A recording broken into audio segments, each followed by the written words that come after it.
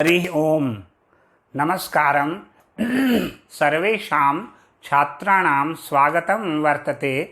अद्य वयं स्नातक द्वितीयवर्षस्य अन्तर्जालमाध्यमेन सञ्चालितायाम् ऑनलाइन कक्षायां प्रथमप्रश्नान्तर्गते छन्दशास्त्रम् इति विषयम् आधारीकृत्य छन्दसः विषये पठिष्यामः। नमस्ते विद्यार्थियों, जैसा कि आप सभी जानते हैं कि हम स्नातक द्वितीय वर्ष के प्रथम प्रश्न के अंतर्गत अभिज्ञान शाकुंतलम ग्रंथ में प्रयुक्त विभिन्न छंदों का परिज्ञान प्राप्त कर रहे हैं। यहाँ पर हमने कतिपय छंदों का अध्ययन कर लिया है। पिछले वीडियो में हमने पुष्पिताग्रा नामक अर्ध समवृत्त का अध्ययन किया था। आज जिस छंद का हम अध्ययन करेंगे उस छंद का नाम है प्रहर्षिणी। प्रहर्षिणी, यह प्रहर्षिणी छंद है, इसका हम आज अध्ययन करेंगे। सबसे पहले तो यहाँ पर हम ये जान लेते हैं कि प्रहर्षणी छंद में कितने वर्ण होते हैं और वे किस किस गणों का जो क्रम है वो कौन कौन से गणों का क्रम होता है। तो सबसे पहले देखिए, प्रहर्षणी जो छंद है एक समवृत्त है, यानी इसके चारों चरणों में त्रयोदश वर्ण होते हैं। त्रयोदश मतलब होता है 13। त्रयोदश, तो प्रहर्षणी छंद के प्रत्येक चरण में त्रयोदश वर्ण होते हैं और यह छंद अति जगती नामक जाति का छंद है। पहले हमने पढ़ा था जगती छंद, तो जहाँ पर 12 वर्ण होते हैं चारों चरणों में वह जगती छंद का जो है होता है, और जहाँ पर 13 वर्ण होते हैं प्रत्येक चरण में वह अति जगती नामक जाति का छंद होता है। तो त्रयोदशाक्षर जो है समवृत्त प्रहर्षणी छंद जो है अति जगती नामक जाति का छंद है, क्योंकि इसके प्रत्येक चरण में त्रयोदश वर्ण होते हैं। और त्रयोदश वर्ण किस क्रम में होते हैं वह एक बार देख लीजिए। मगण, नगण, जगण, रगण और एक गुरुवर्ण। वापस से देख लीजिए, मगण, नगण, जगण, रगण 12 हो गए और एक गुरुवर्ण।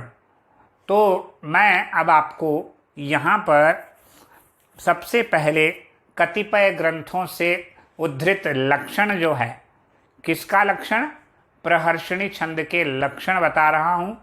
2-3 लक्षण मैं आपको बताऊंगा, जो आपको सरल लगे उसको आप याद कर लेंगे। सबसे पहला लक्षण मैं जो आपके सामने रख रहा हूँ वह पिंगल सूत्र नामक ग्रंथ से उद्धृत है। देखिए, पिंगल सूत्र में प्रहर्षिणी छंद का क्या लक्षण दिया गया है, सुनिए। प्रहर्षिणी मनौ जरौ ग त्रिदशकौ, ये पिंगल सूत्र का लक्षण है। प्रहर्षणी मनौ जरौ ग त्रिदशकौ। पिंगल सूत्र जो ग्रंथ है उसमें ये लिखा गया है इस छंद के बारे में कि प्रहर्षणी छंद में क्रमशः मनौ में आते हैं मगण और नगण, फिर जरौ अर्थात जगण और रगण। तो मगण, नगण, उसके बाद जगण और रगण के क्रम से 12 और एक गुरुगण हो गए 13। और त्रिदशकौ 3 और 10, इन वर्णों के बाद यति होती है। 3 और 10 13 हो ही गए। पहली यति तृतीय वर्ण पर और उसके पश्चात द्वितीय यति दशम वर्ण के पश्चात। ये पिंगल सूत्र का लक्षण है। प्रहर्षणी मनौ जरौ ग त्रिदशकौ यत, है ना। प्रहर्षणी मनौ जरौ ग त्रिदशकौ, पिंगल सूत्र का लक्षण है। अगला जो लक्षण है वो छंदोमंजरी ग्रंथ का मैं आपको बता रहा हूँ। छंदोमंजरी ग्रंथ का क्या लक्षण है? त्रयाशाभिर मनजरगाः प्रहर्षणीयम, ये इसका लक्षण है। त्रयाशाभिर मनजरगाः प्रहर्षणीयम, यानी 3 और 10 इन वर्णों पर यति होती है। त्रय आशाभिर, तो त्रय मतलब 3 और आशा मतलब 10, तो त्रयाशाभिर मन जरगाह, मगण नगण जगण रगण और एक गुरुवर्ण, मन जरगाह प्रहर्षणीयम। प्रहर्षणी छंद वहाँ पर होता है जहाँ पर 3 और 10 वर्णों पर यति होती है तथा गणों का क्रम मगण नगण जगण रगण और एक गुरुवर्ण होता है। ये पिंगल सूत्र के पश्चात जो दूसरा लक्षण बताया, त्रयाशाभिर मन जरगाह प्रहर्षणीयम, ये लक्षण छंदोमंजरी ग्रंथ का है। अब तीसरा लक्षण जो मैं बता रहा हूँ यह है वृत्त रत्नाकर का, तो इसको भी आप देख लीजिए एक बार। मनौ जरौ गस त्रिदश यति प्रहर्षणीयम, मनौ जरौ गस त्रिदश यति प्रहर्षणीयम, मगण नगण जगण रगण और एक गुरु वर्ण से मनौ जरौ गह त्रिदश यति, 3 और 10 वर्णों पर यति, तीसरे और दशम, तृतीय एवं दशम वर्ण पर यति और प्रहर्षणीयम ऐसा छंद होता है। यह कौन सा छंद कहलाता है? प्रहर्षिणी छंद कहलाता है। एक बार लक्षण वापस देखिए। मनौ जरौ गस त्रिदश यति प्रहर्षणीयम, ये है किसका उदाहरण है? वृत्त रत्नाकर ग्रंथ का उदाहरण, क्या लक्षण है। तो मैंने आपको 3 लक्षण बताए हैं। सबसे पहले इसका हिंदी में समझ लीजिए, पहले बता देते हैं सबसे पहले हिंदी में, फिर तीनों लक्षण एक साथ संस्कृत में बता दूंगा। तो हो प्रहर्षणी छंद जो है वो अति जगती नामक छंद का एक प्रकार है। अति जगती नामक छंद का उदाहरण है। अति जगती छंद में 13 वर्ण होते हैं प्रत्येक चरण में, ठीक।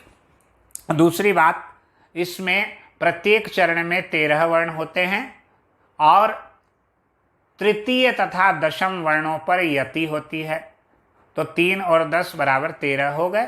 तो तृतीय तथा दशम वर्ण पर यति और गणों का क्रम क्या होता है? मगण नगण जगण रगण और एक गुरु, मगण नगण जगण रगण और एक गुरु, हो गए 13। तो अब इसके बाद मैं आपको तीनों लक्षण बताता हूँ। प्रथम लक्षण जो है पिंगल सूत्र का है, वो क्या है? प्रहर्षणी मनौ जरौ ग त्रिदशकौ, ये इसका लक्षण है। प्रहर्षणी मनौ जरौ ग त्रिदशकौ, ये पिंगल सूत्र का है। त्रिदशकौ यानी 3 और 10 वर्णों पर यति, ठीक है। और मन जरगौ तो आप समझ गए, मनौ यानी मगण नगण, जरौ यानी जगण रगण और गौ ग यानी एक गुरु, ठीक। दूसरा लक्षण है जो मैंने आपको बताया था छंदोमंजरी का है। तो छंदोमंजरी का लक्षण क्या है? त्रयाशाभिर मन जरगाह प्रहर्षणीयम, त्रयाशाभिर मन जरगाह प्रहर्षणीयम, यानी 3 और 10वें वर्णों पर यति होती है। मन जरगाह का मतलब है मगण नगण जगण रगण और एक गुरु वर्ण। और त्रयाशाभिर मन जरगाह प्रहर्षणीयम के पश्चात छंदोमंजरी का लक्षण था ये। अब अंतिम लक्षण जो बता रहा हूँ वो वृत्त रत्नाकर का है, सुनिए। मनौ जरौ गस त्रिदश यति प्रहर्षणीयम, मनौ जरौ गस त्रिदश यति प्रहर्षणीयम, मनौ यानी मगण नगण, जरौ यानी जगण और रगण, गस्त यानी गुरुवर्ण, त्रिदश यति यानी तीसरे और 10वें वर्ण पर यति होती है। प्रहर्षणी उसे ही कहते हैं।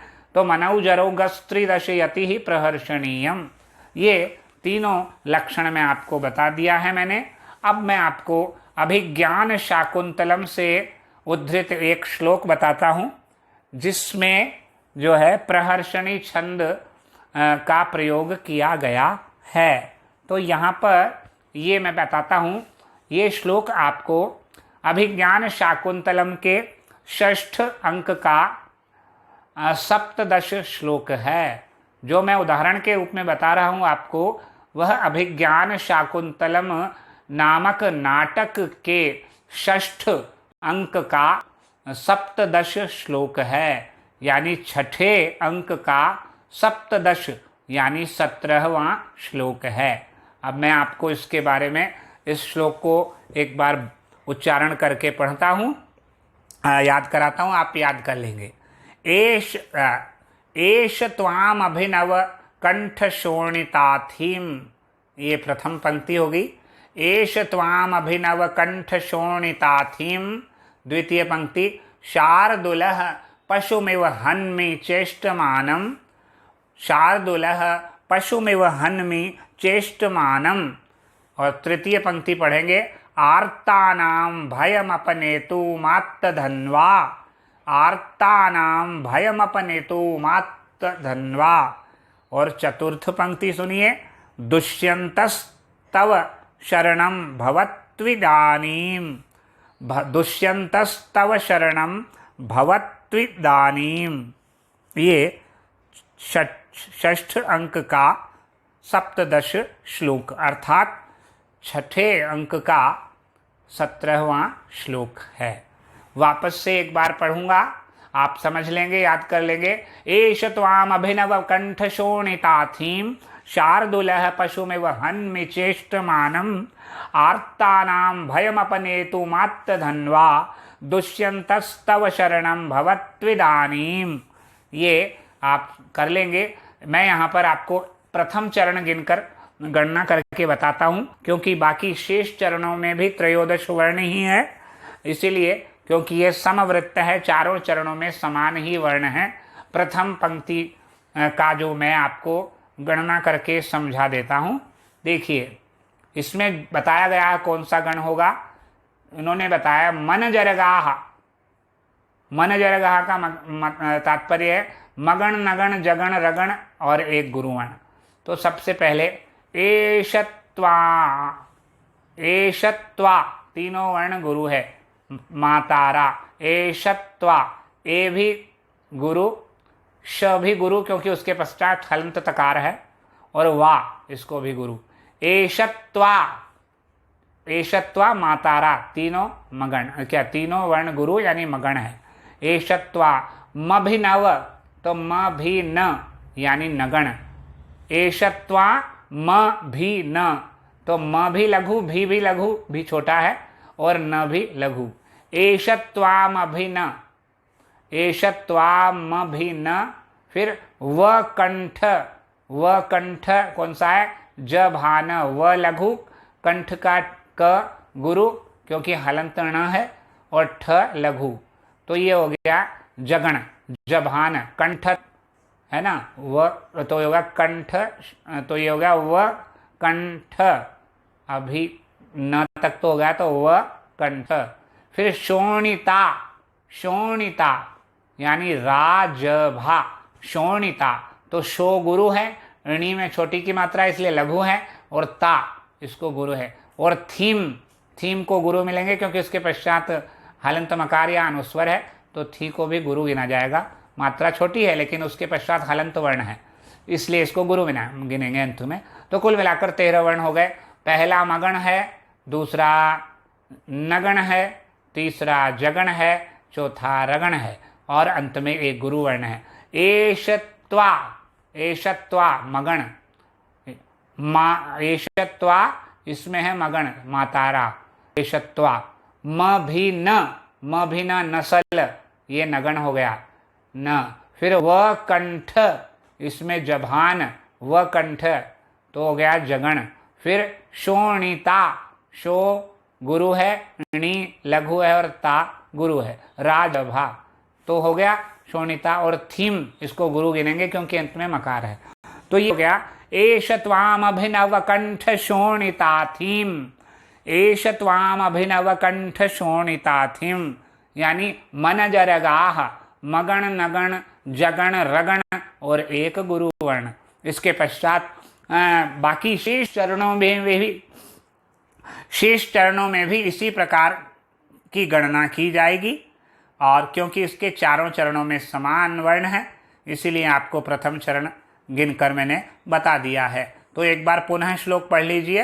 ईश त्वाम अभिनव कंठ शोणिताथिम शार्दुलः पशुमिव हन्मि चेष्टमानम् आर्तानां भयमपनितु मात्तधन्वा दुष्यन्तस्तव शरणं भवत्विदानीं।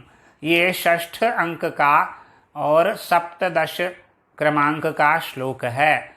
6ठ अंक 17 यानी 6ठे अंक का 17वां श्लोक है और अभिज्ञान शाकुंतलम का ही उदाहरण है, उसी ग्रंथ से लिया गया है।